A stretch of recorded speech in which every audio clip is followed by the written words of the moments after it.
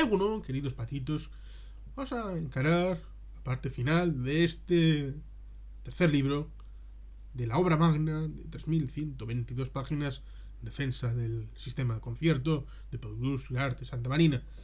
Primero con la octava etapa, de las 8 que habíamos establecido, que iba a jalonar el paso del tiempo por este concierto surgido, Manu Militari, en 1878, y en esta hablamos de la consolidación final con el concierto de 2002. Por razones que hemos anticipado ya y explicaremos más adelante, el concierto de 1981 terminó su vigencia el 31 de diciembre de 2001. Por tanto, la parte octava, la octava etapa, se abre a partir de esa fecha. La protagoniza el concierto de 2002. Corresponden también a la misma las peculiares circunstancias que rodearon a su negociación y a los distintos acontecimientos, duros ataques y demenciales descalificaciones que desafortunadamente ha sufrido a lo largo de los años transcurriendo el presente siglo. Todo ello se desarrolla ampliamente en la parte sexta de la obra, por eso, de la misma forma que hemos hecho con el capítulo anterior, lo relativo al concierto de 1981, no vamos a extendernos en este ofreciéndote más explicaciones sobre algo que vas a conocer con muchísimo detalle, y espero que con acierto, más adelante. Pero hay un punto en el que, con tu amable permiso, quisiera detenerme. Como habrás visto en el título de este capítulo, después de haber calificado las 7 primeras etapas de la vida del concierto, sus sustantivos, tales como gestación, nacimiento, crecimiento, ruptura, consagración formal, despegue y progresión, para tratar de definir esta octava etapa he utilizado una expresión poco usual, consolidación final. Antes de que alces tus cejas con una expresiva mueca de interrogación, te explico por qué lo he hecho. La razón de emplear este término, aunque quizá a ti se te ocurra alguno mejor, es que el concierto de 2002 incorpora una característica única en la dilatada historia del sistema que resulta trascendental. Por primera vez se reconoce el carácter indefinido. Si para el primero de 1878 la vida fue muy corta, recordarás que se impuso para un periodo de tan solo 8 años, aunque han seguido 124 años después, no se le fijó ninguna fecha de caducidad. El sistema foral tradicional de concierto económico ha quedado, por tanto, definitivamente consolidado y tras haber accedido a tan feliz estadio, su vida previsiblemente será muy dilatada, algo así como la imagen que proyecta el árbol de Guernica, el roble que desde tiempo inmemorial simboliza las libertades de Vizcaya y por extensión la de los territorios vascos. Te invito, por ello, a que de la mano deseemos tú y yo larga vida a nuestro Guernica Coarbola y por extensión a nuestro concierto económico. Y por tanto seguimos con la parte tercera contemplando escenarios alternativos. 11. ¿Qué habría pasado si? Hemos concluido. Supongo que quizá añadas un sonoro ¡por fin! Con el correspondiente suspiro de alivio el repaso de las 8 etapas en las que, para un más fácil seguimiento por tu parte, nos hemos permitido dividir los 137 primeros años la rica vida del concierto económico desde el lejanísimo 1878 hasta el presente entonces 2015. Quizá tú seas el lector de este libro en años posteriores, estamos en 2023, por lo que te tendrás que tomar la molestia de sumar nuevos años. Mira, 8 a los citados 137, es decir, 145. Como te acabo de señalar, aunque sé que las tendrás en mente, estos 8 estadios de la historia del concierto son gestación, nacimiento, crecimiento, ruptura, consagración, despegue, progresión y consolidación final. Confío en que te hayan interesado, sufrido lector o lectora, pero para tratar de completar la visión que has podido obtener tras el repaso de estas etapas, te invito a que me acompañes en la exploración de otros escenarios hipotéticos, los que surgen tras plantearse qué podría haber ocurrido si en la realidad del concierto, como ya conoces, hubiera sido por muy distintos derroteros. Vamos allá. 11.1. Historia contrafactual y ucronías. Supongo que entrada al título de este epígrafe te habrá intrigado porque he utilizado para el mismo dos expresiones que uno no suele encontrar todos los días. Por si no las conocías o por si las tenías olvidadas entre las telarañas de los a veces perezosos mecanismos de la memoria, te las explico a gusto a continuación. Cuando se pone sobre la mesa el tipo de preguntas que comienzan con las palabras con las que he titulado este capítulo, se entra en lo que se denomina historia contrafactual o también historia alterna o historia virtual. Esta es, por tanto, el resultado de un ejercicio mental que responde a la pregunta: ¿qué hubiera pasado si? Estoy seguro te habrás hecho muchas veces, a ti mismo en determinados acontecimientos de tu vida. Pues eso es aplicable a la vida personal, también lo es aplicable a la historia propia, propiamente dicha, como tal, historia en mayúsculas. Estarás de acuerdo conmigo en que cuando se analiza el devenir de la misma, te habrás asombrado con los innumerables piruetas, algunas de las cuales muy llamativas has conocido en páginas anteriores. Por ello, al pensar en escenarios alternativos, las cuestiones que te pueden surgir son miles. Déjame que te ponga algunos ejemplos muy simples para explicarme mejor en él.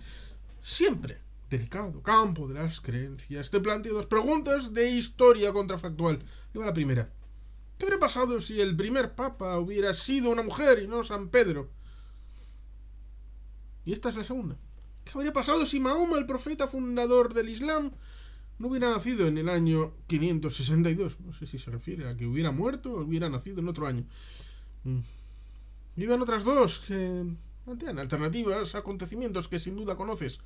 La tercera podría ser, ¿qué habría pasado si Colón en 1492 no hubiera descubierto una isla muy cercana al continente americano que ni siquiera estaba buscando? Para acabar con las preguntas, la cuarta que planteo es, ¿qué habría pasado si Hitler se hubiera unido a los aliados en 1939 para derrotar a una Unión Soviética que en aquella fecha solo contaba con 17 años de existencia? O más bien se podía preguntar qué hubiera pasado si en la operación de Alemania y la Unión Soviética, correspondientemente el 1 y 17 de septiembre, invadiendo entre ambos Polonia, hubieran decretado la guerra los aliados igualmente ante Alemania y ante la Unión Soviética, y no solo frente a Alemania. Obviamente, estos cuatro acontecimientos históricos, más el quinto que añado yo, tu respuesta a estas preguntas quizá haya sido que la historia de la Iglesia, del Islam, de España y del mundo hubieran sido muy diferentes. Con ello, situarías en el nebuloso espacio de la historia contrafactual, en donde estarás de acuerdo conmigo en que los escenarios alternativos tienden a infinito. Pues bien, algunos historiadores han llegado incluso a promover la historia contrafactual como un método válido de estudio de la propia historia, de la que nos recuerdan lo que realmente ocurrió, de acuerdo con fuentes contrastadas. Luego existen otras historias que no son contrafactuales, sino puramente inventadas. Este tipo de ejercicios mentales pueden convertirse en algo irreal, quizá comparable con la literatura fantástica o con la propia ciencia ficción. Esto es lo que se denomina ucronía. La Real Academia de la Lengua las define de esta forma: reconstrucción lógica aplicada a la historia, dando por supuesto acontecimientos no sucedidos, pero que habrían podido suceder. Como ves, la separación entre una y otra categoría es muy difusa. Por esta razón, otros historiadores consideran la historia contrafactual como meras especulaciones y más como un caso para determinado tipo de literatura, la novela histórica, para el análisis histórico académico serio. Sin embargo, independientemente de su rigor académico, puede trazarse una línea clara entre la historia contrafactual y la ucronía o ficción histórica, mientras la primera parte de una premisa llamada condición o contrafactual o punto de partida explora los posibles cambios en el curso de la historia. Las ucronías suelen depreciar el proceso y utilizan la historia alterna como un escenario para desarrollar un relato de ficción.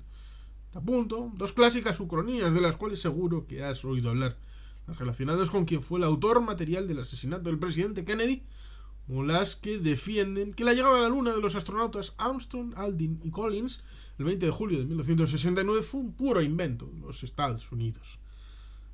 En la misma línea, Seymour Hersh publicó en mayo de 2015 un controvertido artículo en el que defendía que la muerte, más bien habría que hablar de asesinato, del terrorista Osama Bin Laden, fundador y jefe de Al-Qaeda, el 2 de mayo de 2011, no se produjo según lo anunciado en la versión oficial, sino de una forma menos heroica, la recogida en la película La Noche Más Oscura, desde el punto de vista patriótico americano.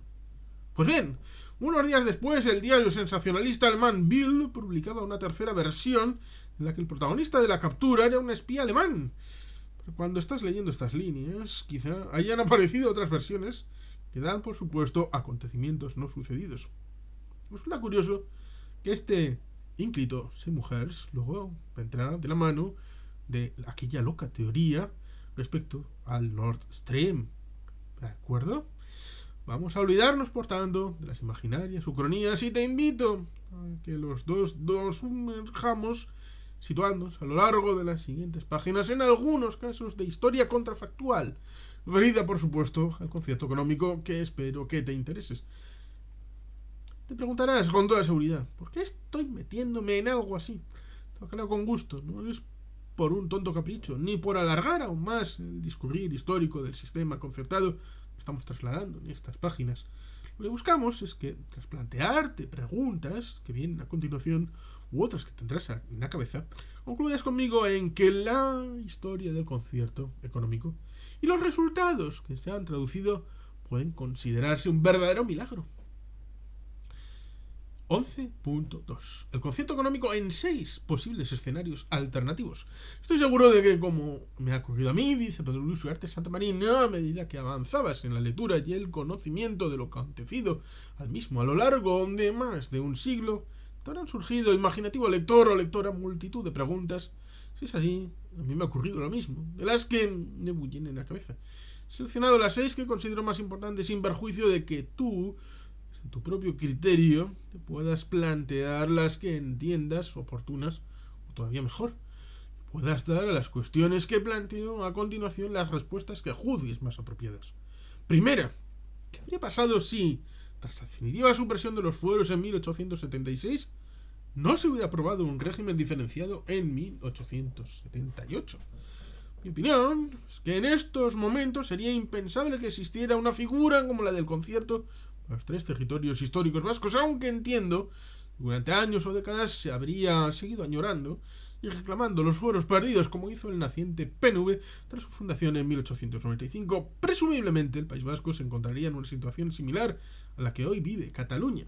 Y como recordarás, tras la derrota de la Guerra de Sucesión Española, perdió sus fueros en 1714 por decreto de nueva planta, sin contrapartida alguna.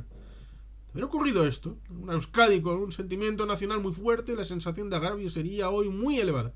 Todo ello vendría acompañado del previsible deficiente encaje de Euskadi en el diseño constitucional español y la insuficiente dedicación de recursos al territorio vasco en comparación con el importante volumen de recaudación impositiva que vendría realizando a la agencia tributaria estatal en el mismo.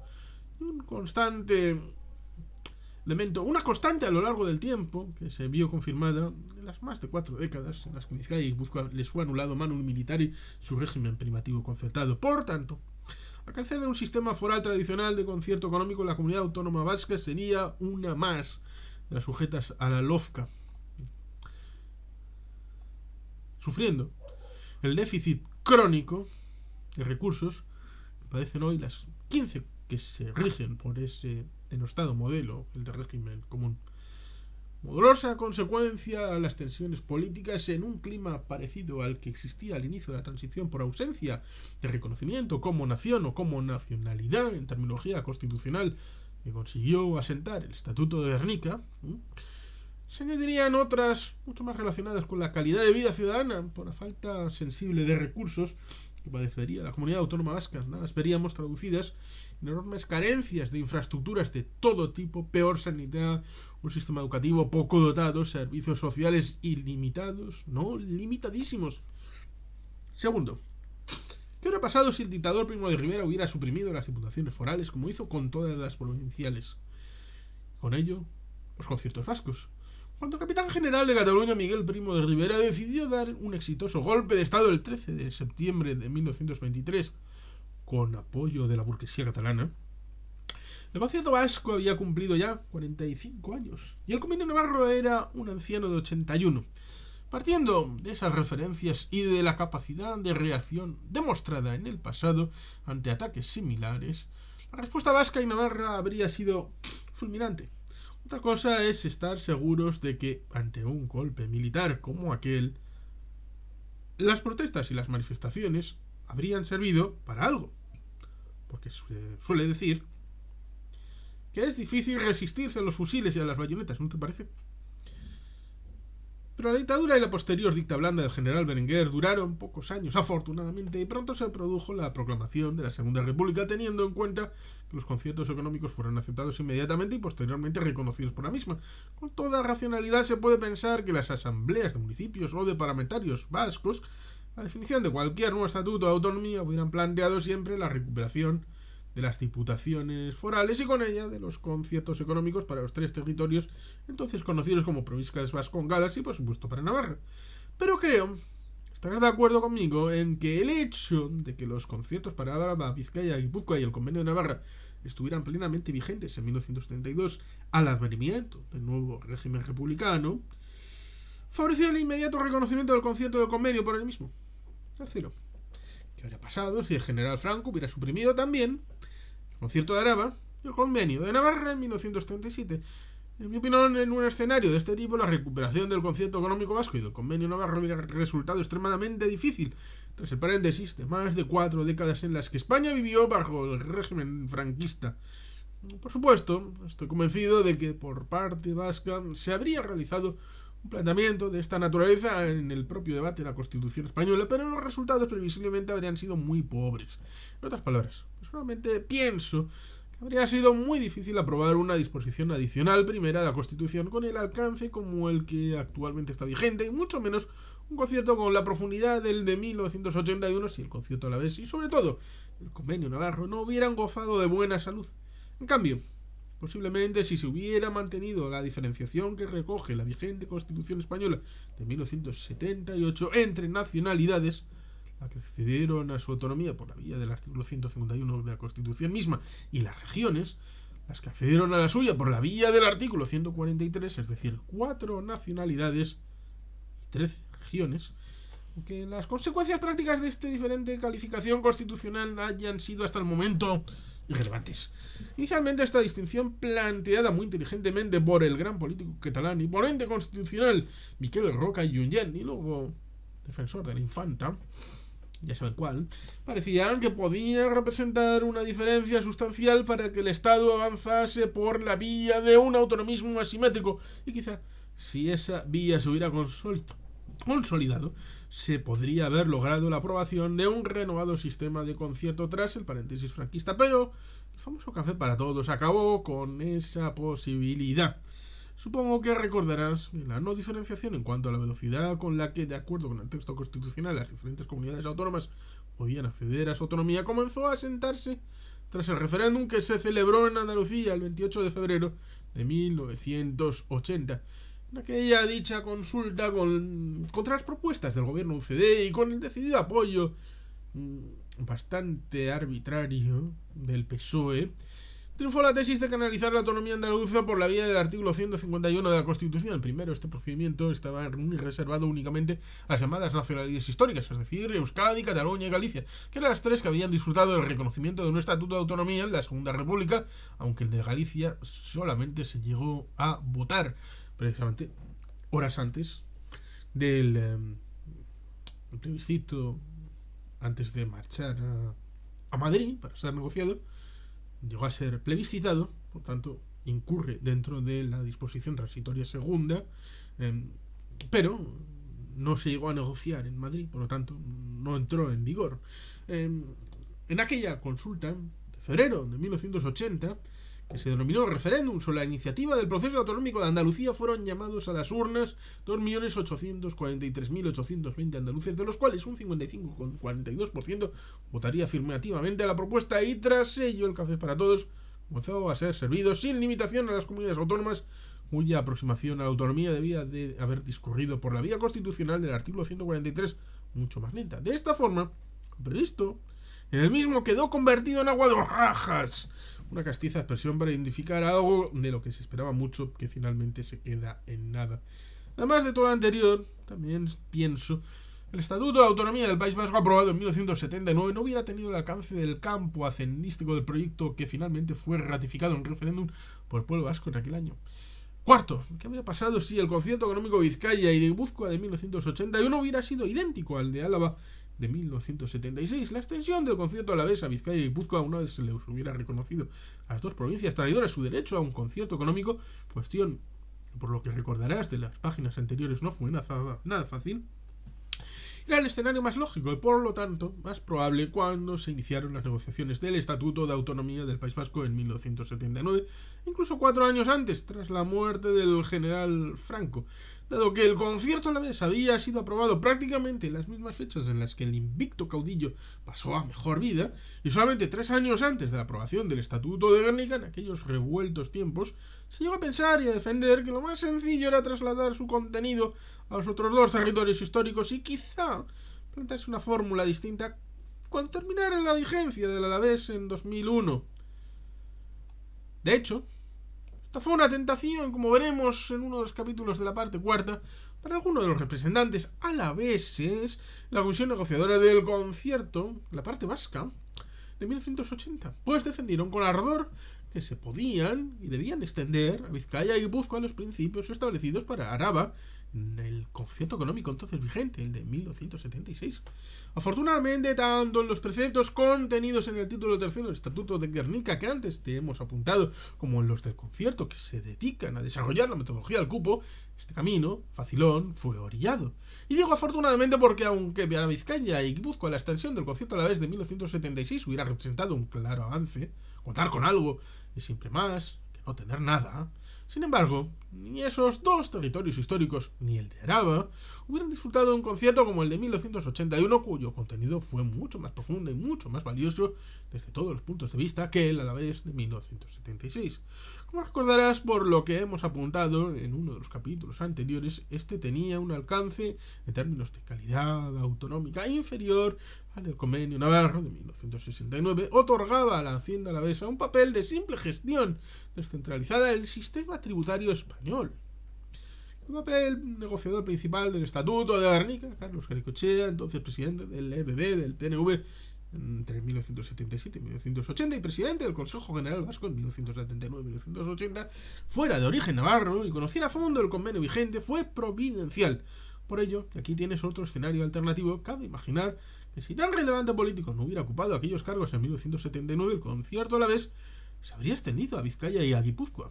Quinto, ¿qué habría pasado si a lo largo de los 102 años comprendidos entre 1980 y 1878, o dicho en el otro ordinal, entre 1878 y 1980, el pueblo vasco no se hubiera sentido como algo privado y muy ligado a su historia y a la propia personalidad del régimen de concierto económico? Mi opinión es que si a lo largo del tiempo no se hubiera mantenido la constante e intensa presión en favor del mantenimiento y desarrollo del concierto, la permanente voluntad de su defensa y acreditadas por las sucesivas diputaciones forales de Araba, Vizcaya y Guipúzcoa y por los propios habitantes del País Vasco encabezados por sus élites más representativas, el concierto económico, y por la misma razón el convenio Navarro, habrían desaparecido. O por pensar en un escenario alternativo menos abrupto, quizás habrían mantenido a lo largo del tiempo, pero con un grado de autonomía y de reconocimiento de las capacidades tributarias muy inferior incluso al que había Araba, en Araba en el concierto de 1976. Y sexto, ¿qué habría pasado si no se hubiera terminado la negociación de concierto el 29 de diciembre de 1980 y se hubiera dejado su conclusión para el año siguiente? Como veremos en detalle más adelante, la financiación ligada a 1981, es decir, la finalización al año 1980 se llevaba ya más de 15 meses de negociación para tratar de cerrar el acuerdo sobre el concierto económico, tomando como referencia inicial el primer paso dado con ese objetivo por el Consejo General Vasco y 7 meses desde que lo inició en las negociaciones, una vez constituido el gobierno vasco en abril de 1980. Digo financiación porque, aunque técnicamente entró en vigor el 1 de junio de 1981, se retrotrae para su entrada formal en vigor retroactivamente al 1 de enero de 1981, en tanto en cuanto la anualidad fiscal empieza en ese momento. Y técnicamente es razonable hacerlo porque la negociación fue firmada el 29-30 de diciembre de aquel año 1980. Y por lo tanto, es ajustado, a pesar de que la tramitación parlamentaria llegó a su curso a lo largo de ese primer semestre de 1981. Precisamente por ese casito del 23F tiene algo que ver esta Pregunta de la parte sexta. Seguro que, como me ocurrió a mí entonces, te parecerá demasiado tiempo para conseguir hacer realidad y plasmar en un texto legal algo que estaba reconocido explícitamente en el Estatuto de Autonomía y que venía refrendado por una andadura iniciada en 1878. Pero creo que esta referencia temporal de 15 meses de negociación te puede resultar ilustrativa para valorar la dificultad de conseguir hacer realidad el trascendental objetivo de que las tres hermanas, los tres territorios históricos que integran la comunidad autónoma vasca contarán con el mismo concierto económico. Si recuerdas, lo comentado en los capítulos anteriores, tomamos en cuenta los intentos de recuperación del concierto Vizcaya y Guipúzcoa que se produjeron antes de la aprobación de la propia Constitución española para que estos dos territorios retomaran el régimen que disfrutaban en los primeros meses de 1937, nos encontraríamos ante varios persiguiendo un objetivo que parecía inalcanzable. La trayectoria profesional de Pedro Luis Uriarte Santamarina le ha obligado a embarcarse en cientos de negociaciones de distinta naturaleza. Desde esa amplia experiencia ha aprendido que cuando una de ellas se alarga durante muchísimo tiempo, hay un momento en el que el acuerdo se hace imposible, salvo que exista algún hecho que actúe positiva o negativamente para romper el bloqueo. En el caso del concierto, ese hecho ciertamente se produjo, pero habría sido totalmente negativo para Euskadi. Y ello porque algo más de un mes después de cerrar la negociación, el 29 de enero de 1981, dimitiría el presidente Adolfo Suárez, uno de los protagonistas claves del acuerdo logrado. Se entró así en un periodo de grave identificación política con la indefinición, que se prolongó hasta que el partido en el gobierno, en aquellos momentos Unión del Centro Democrático, UCD, eligió al vicepresidente del gobierno, Leopoldo Calvo Sotelo, como candidato a la presidencia del gobierno español. Sin entrar a valorar su figura, hay que hacer notar que Calvo Sotelo no había participado en las negociaciones del concierto económico, pues había sido supervisadas directamente por el presidente Suárez.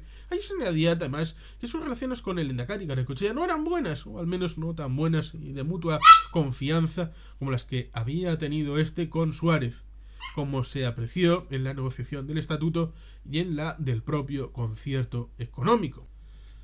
La situación política en aquellas primeras semanas de febrero de 1981 explosiva, el ruido de sables constante y creciente. Sin embargo, el primer intento de investidura de Calvo Sotelo fracasó y desafortunadamente con ello creció el vacío de poder.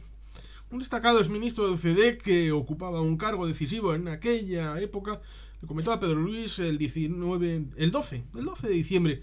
Estoy adelantando una semana, de 12 al 19, no, el día 12 de diciembre de 2013, en el curso de una conversación informal, que la razón de este fracaso radica en que el grupo parlamentario catalán no apoyó la investidura de Calvo Sotelo porque no se había transferido a la Generalitat un edificio que les interesaba. Inmediatamente después de aquel fracaso del primer intento de investidura, el 23 de febrero, se produjo, como sabes, un intento de golpe de Estado. Entre otras motivaciones pseudopatrióticas, lo que pretendía era cortar con el cacareado desmadre autonómico. Aunque aquel demencial golpe de Estado fracasó, quedó latente la convicción en círculos políticos de Madrid que era necesaria una clara marcha atrás, ya recogida por el propio Calvo Sotelo en su primer discurso de investidura, el 18 de febrero. Por ello, poco después, el 30 de junio de 1982, se aprobó la Ley Orgánica de Armonización del Proceso Autonómico, la LOAPA. Tras un pacto entre UCD y el PSOE, como es conocido, esta ley no saldría adelante, pues el gobierno vasco, del que Pedro Luis Uriarte formaba parte, la Generalitat de Cataluña y el PNV presentaron un recurso como consecuencia del cual el Tribunal Constitucional declararía inconstitucionales 14 de los 38 artículos de la ley. Creo que estarás de acuerdo conmigo en que en un ambiente tan enrarecido como aquel, en el que existía una extendida convicción en las élites estatales de que con los sucesivos estatutos de autonomía se habían ido demasiado lejos, la aprobación del concierto habría sido prácticamente imposible. Un breve tiempo después de la aprobación de la LOAPA, se entró en un nuevo escenario político. El 28 de octubre de 1982, el PSOE, con Felipe González al frente, ganó unas elecciones generales con el 48,1% de los votos y obtuvo mayoría absoluta en el Congreso de los Diputados con 202 diputados.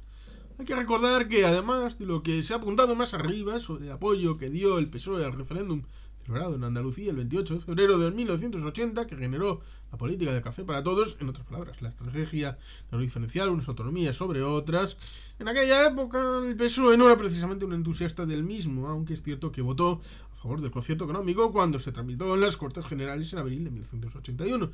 Pensar que se iba a lograr la aprobación de un concierto con el contenido de 1981, con un PSOE triunfante en el poder, con un ministro de Hacienda de la filosofía de Miguel Boyer, y después de los intentos de golpe de Estado y de la Loapa, y creo que habría sido algo como el sueño de una noche de verano. Así lo acreditan también en nuestro modesto juicio, y entre otras muchas manifestaciones con las que no queremos cansarte, los reproches que recibió el ministro de Hacienda Jaime García Lloveros desde las fiestas socialistas por haber ido más allá y más lejos de lo conveniente en la autonomía normativa reconocida en el concierto de 1981.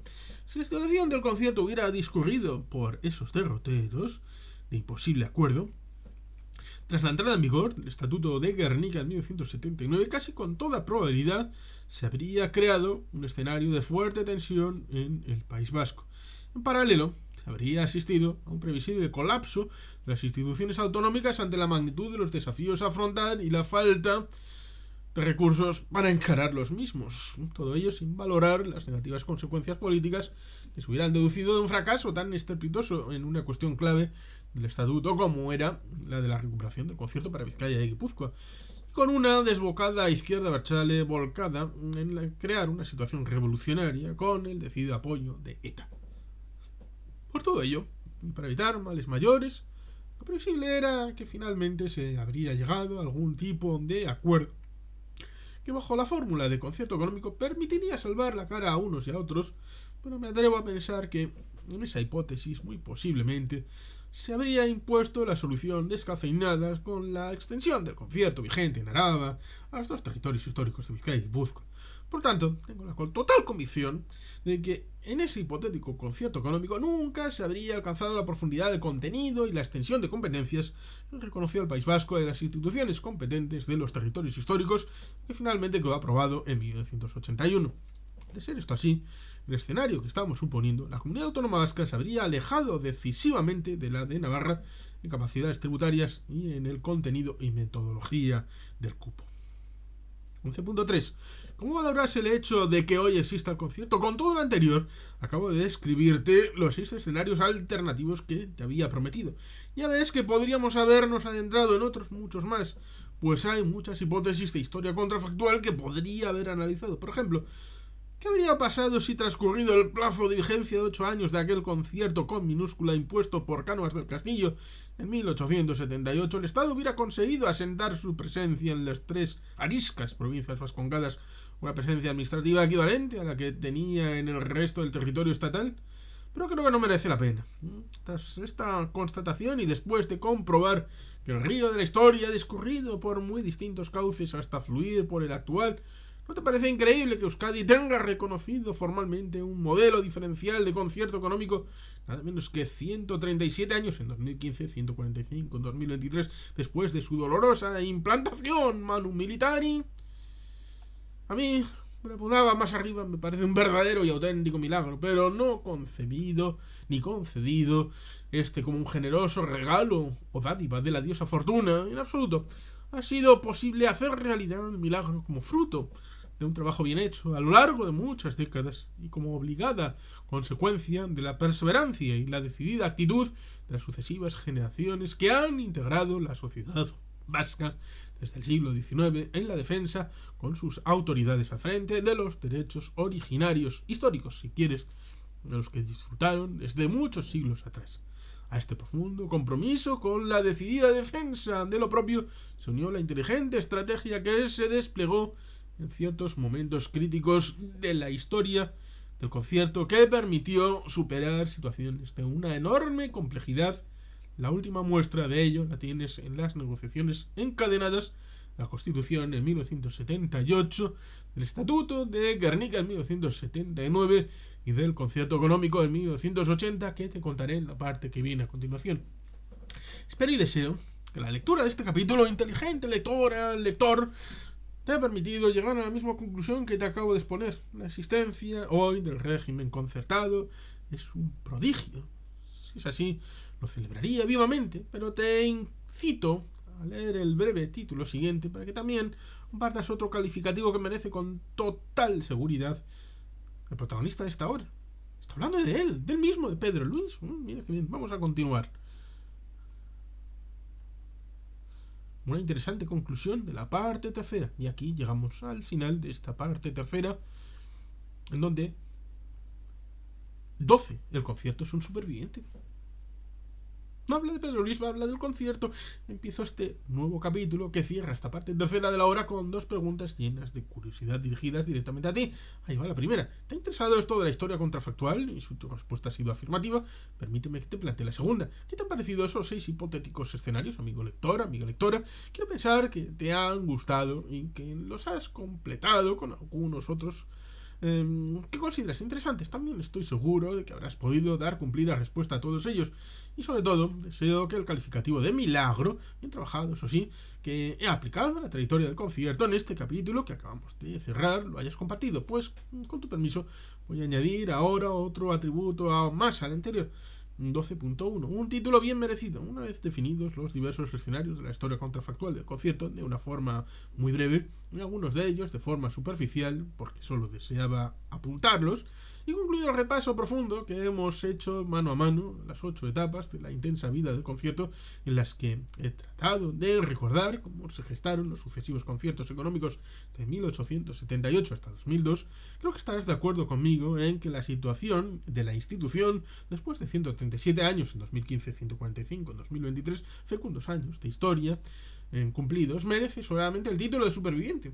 Si además valoras conmigo que supo sobrevivir al naufragio de las 4 décadas de la era franquista y que hoy no solo sigue viva, sino que está atravesando una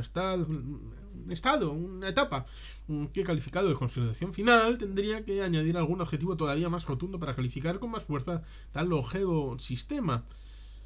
Te anticipo, no pretendo ignorar algunos graves problemas que tiene planteados y los numerosos ataques y críticas que recibe.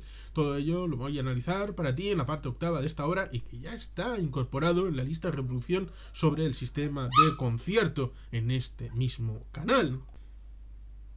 Nuestro superviviente está hoy arropado, además, por una cobertura constitucional, estatutaria y legal como nunca ha tenido a lo largo de su dilatada historia. Por tanto, te invito a proclamar conmigo tu satisfacción y, si te atreves, y no hay nadie delante, porque no quiero que piense que has perdido la cabeza, a decir alto y claro: ¡larga vida para el concierto económico! 12.2. Una trayectoria de gran riqueza y singular discurrir. Vamos a analizar ahora algunas de las notas que dibujan con extrema claridad las cualidades que han acreditado nuestro superviviente para merecer tan honroso título. Como sabes de sobra, con tantas cosas a estas alturas de la obra, el concierto económico vasco cumplió el 28 de febrero del año 2023 a bonita edad de 145 años. Por lo tanto, la primera característica que se deduce de todo ello es palmaria: la resistencia de la institución. Con referencia, el 6 de diciembre del año 2013 se celebraría el 35 aniversario de la vigente Constitución Española. Con motivo de tal efeméride se destacaba que era la segunda más longeva en la historia de España, tras la de 1876, que estuvo vigente unos años más. El concierto económico, por lo tanto, les gana por goleada en edad a las dos constituciones españolas de vida más dilatada. En segundo lugar, habría que destacar la capacidad de adaptación que ha demostrado nuestro superviviente. Recuerda que además de haber nacido en un parto con forceps, en plena posguerra de la tercera contienda carlista, ha logrado sobrevivir a otra guerra civil, la de 1936 a 1939. Dos dictaduras, la de los generales Primo de Rivera y Franco, la primera cortita y la segunda persistente, la dicta blanda, la república, 3 monarquías, 2 liberales y una constitucional, pero estas acreditadas resistencia, capacidad de adaptación, han convertido a nuestro concierto económico en un llamativo fósil, como el que encontró en 2005 Salvador Moyà en un pueblo barcelonés llamado Hospitalet de Pierola, la cara de un antropomorfo al que denominó Anoiapithecus brevitosis, una especie extinta de primate homínido que vivió en el Mioceno hace 12 millones de años. Muy al contrario, como te apuntaba anteriormente, pero refiriéndonos entonces a algo vivo, permanentemente vigente y actualizado, que ha superado los intensísimos cambios que se han producido en este periodo de 145 años en Euskadi, España y en el mundo en 2023, y que estoy seguro superará los que se adivinan en el horizonte. Por eso, El concierto redefinido y recuperado en 1981 se parece muy poco al de 1878, como podrás comprobar con tus propios ojos al comprobar los facsímiles correspondientes a estos dos conciertos que figuran en los anexos de esta obra. El facsímil de 1981 lo podrás encontrar en la parte cuarta y el de 1878 al final de la parte tercera, en el documento de 3.122 páginas producido de la mano de Pedrulus Urarte Santamarina, disponible en internet. Finalmente, a las características de resistencia, adaptación y vigencia habría que añadir, desde una visión más política e institucional, la trascendencia. Como señaló el Endacari Juan José Ibarretxe Marc IV, la solemne declaración institucional presentada en la sede de Lehendakaritza, presidencia del gobierno vasco, Vitoria-Gasteiz, el 16 de julio de 1999, entre 60 destacados representantes sociales, económicos y políticos de todos los partidos políticos, menos los del Partido Popular y de Herri Batasuna, que no quisieron estar presentes en aquel acto. El concierto es la pieza fundamental del autogobierno vasco.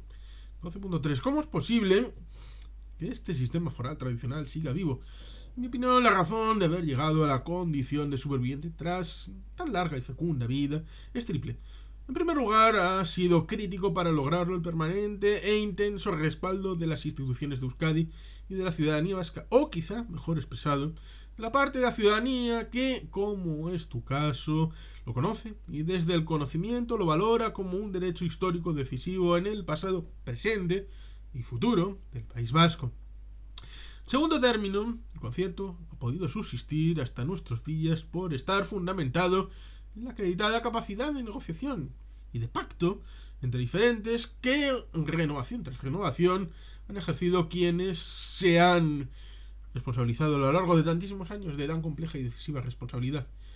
Y por último, todo ello no hubiera posibilitado su supervivencia y pervivencia sin la permanente voluntad de ser consecuentes y saber orillar la atracción, el peligroso juego del todo nada, para plegarse a una realidad económica, social y política sometida a intensos y a veces abruptos cambios. Pero no pienses que el concierto o convenio navarro han representado solo ventajas para Baskonia. Como señala muy bien Mikel Aramburu, también es cierto que gracias en parte a este singular régimen, el Estado se ha asegurado el control pacífico de unos territorios anexionados en su día por la fuerza de las armas. Una poderosa razón que ayuda a comprender muchas cosas. Como señala este mismo autor, concierto o convenio es una herramienta en construcción permanente y su versión en cada momento histórico es tanto consecuencia de las tensiones políticas como de la fuerza de los derechos adquiridos. Creo que es otro argumento muy poderoso que contribuye a entender mejor la razón de la pervivencia de esta singular institución. Es que, como se deduce de las ideas expresadas por Mikel Aramburu en relación con el Convenio de Navarra, en nada se parecen las disposiciones contenidas en los artículos 16 a 25 de la famosa ley paccionada del 16 de agosto de 1841 al pormenorizado texto articulado del último convenio o del propio concierto. Pero para Navarra, es que aquella anodina decena de artículos donde, a decir de sus apologistas, reside el fundamento histórico del vigente y singular modelo de financiación. Lo mismo podríamos decir del concierto vasco, como definen también dos grandes expertos del mismo, Javier Muguruza e Iñaki Alonso Arce, desde la perspectiva los tres territorios de la comunidad autónoma vasca en la misma prosa de los 17 artículos del rudimento concierto, con minúscula, aprobado el Real Decreto del 28 de febrero de 1878, donde se encuentra el germen de lo que hoy el vigente Estatuto de Autonomía Vasco define como el régimen foral tradicional de concierto económico o convenio. Si le echas un vistazo al facsímil que figura en los anexos de esta parte, que estás leyendo, con la paciencia, te agradezco infinito, verás cuánto tiene de verdad lo anterior, que como vuelvo a repetir, está en el documento de 3.122 páginas que puedes encontrar de Pedro Luis Urarte Santamarina defendiendo el sistema de concierto, 3.122 páginas en total.